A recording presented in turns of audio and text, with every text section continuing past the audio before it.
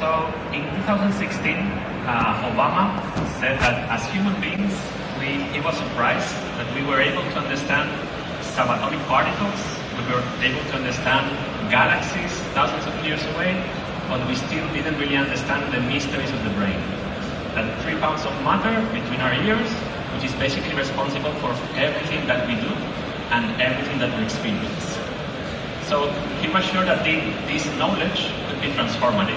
And so he started a $4 billion project, basically trying to understand better how our brain works.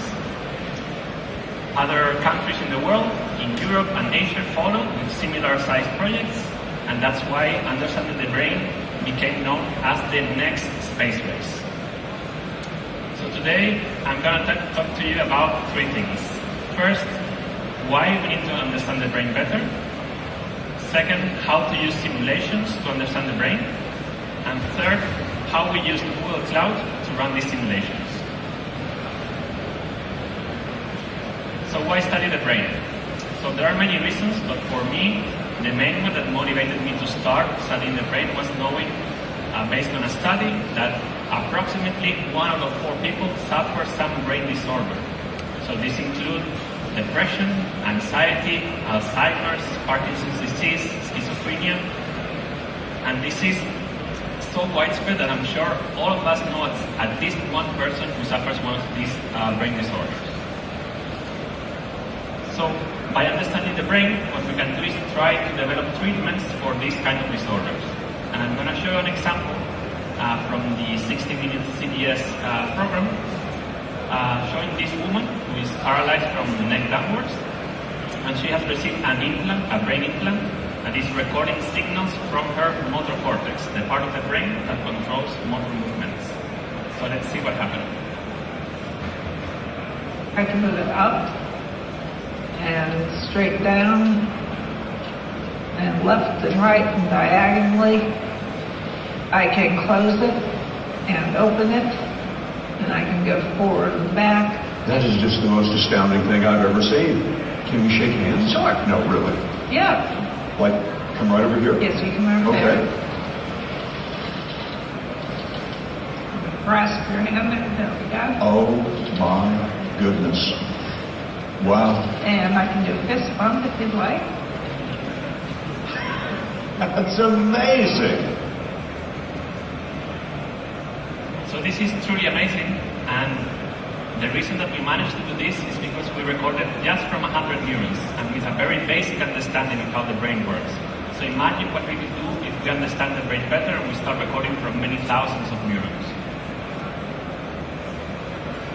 So I want to talk about why we need to run computer simulations. Why do we do simulations of the brain? And to do that, I want to start by saying why the brain is so complex. So the brain has many different scales. You can imagine as the Russian nested dolls, one inside the other, and they're all interconnected. So in the larger scale, we see, for example, the cortex, the outer part of the brain, which if you spread it out is sort of the size of a pizza, with the thickness of about 1 millimeter, and it's divided into different regions. One part for the vision, one for motor control, one for memory. But if you zoom into one of these regions, you see a very complex network of neurons, which are divided into different layers, different cell types that connect to each other in very specific patterns, and basically are responsible for processing the information in the brain. But if you zoom even more into one of these neurons, one single neuron, you see a very complex machinery as well. So the neurons have lots of ionic channels, synapses that let molecules in and out of the cell, and that is what basically generates the electrical activity that allows the neurons to communicate with each other. So the complexity emerges from the fact that all these scales are interacting with each other all the time. So say if you want to understand the effect of an antidepressant drug or of caffeine at the molecular level, you have to look at how this molecular level then interacts with the circuit, modifies the electrical activity, and then interacts with the whole brain, generating, for example, oscillations, and ultimately changing our behavior. So we are lucky because over the last 40, 50 years, there has been a lot of experimental data recorded both in terms of the structure of neurons, how they connect to each other, and the function, how they communicate with each other via electrical signals. So what we do with simulations is try to put all of this information together. So we combine information from different parts of the brain, from different scales, and try to make sense of it in a computational model that combines everything. So the advantage of the model is that we can experiment, like if we had a virtual brain, and do things that we cannot do with real brains. For example, we can reproduce the effects of some disease and try different treatments. Of course, to do this, we first have to make sure that our model reproduces the real behavior of the brain. So we have to match our model to the real biology.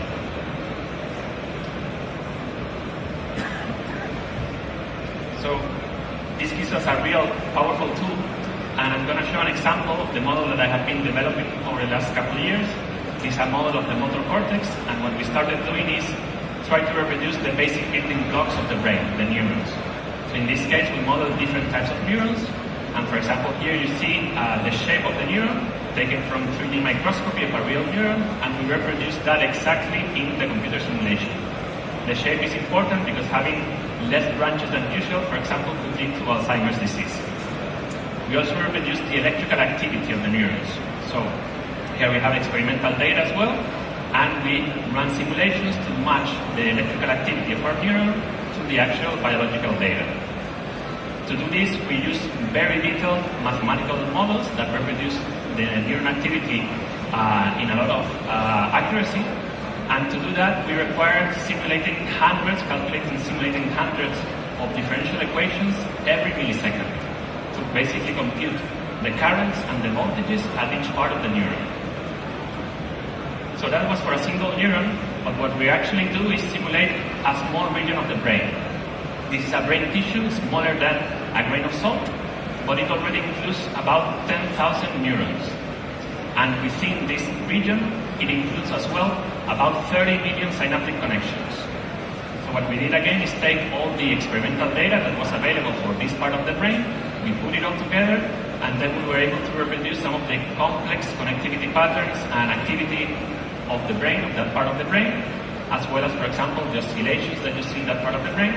And then this now enables us to test different treatments, for example, in this model.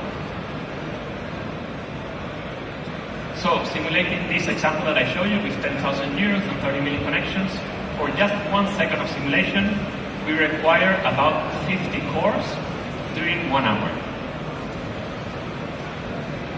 So how do we use Google Cloud?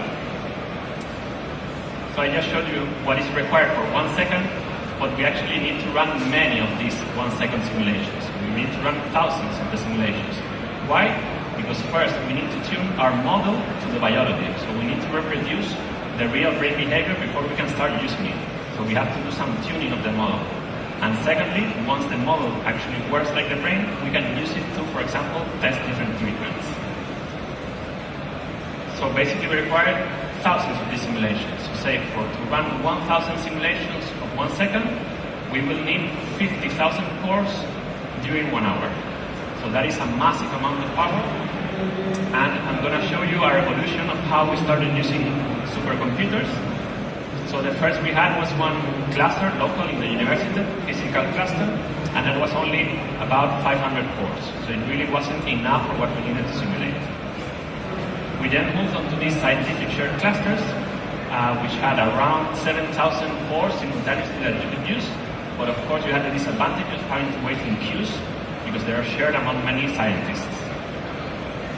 And finally, we moved on to Google Cloud. So Google Cloud allowed us to run simultaneously on up to 50,000 cores. So this translates basically to run 1,000 of these simulations in the university cluster. It took about 120 hours. In the scientific shared cluster, about 30 hours. And in Google Cloud, we could run all our 1,000 simulations in just 1 hour. So this was a great advantage for us, and it allowed us to accelerate our research, basically. We can test things very fast to get results back, and I'm going to show you here an example. On the background, you can see the 3D representation of the network that we were simulating. On On the top left, in the blue background, you can see the diffusion of molecules, the diffusion of calcium.